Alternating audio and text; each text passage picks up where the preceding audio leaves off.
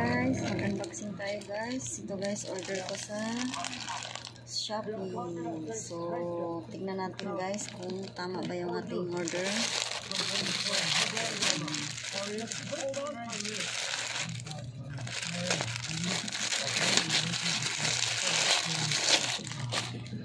So, ito guys ay wipes. Yan. Napakamura lang ito guys. Nabili ko lang siya ng 138.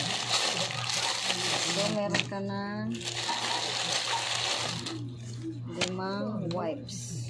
So, ito guys, ang aking order. Tignan natin guys kung hindi ba siya masyadong matubig. Hindi siya masyadong matubig guys.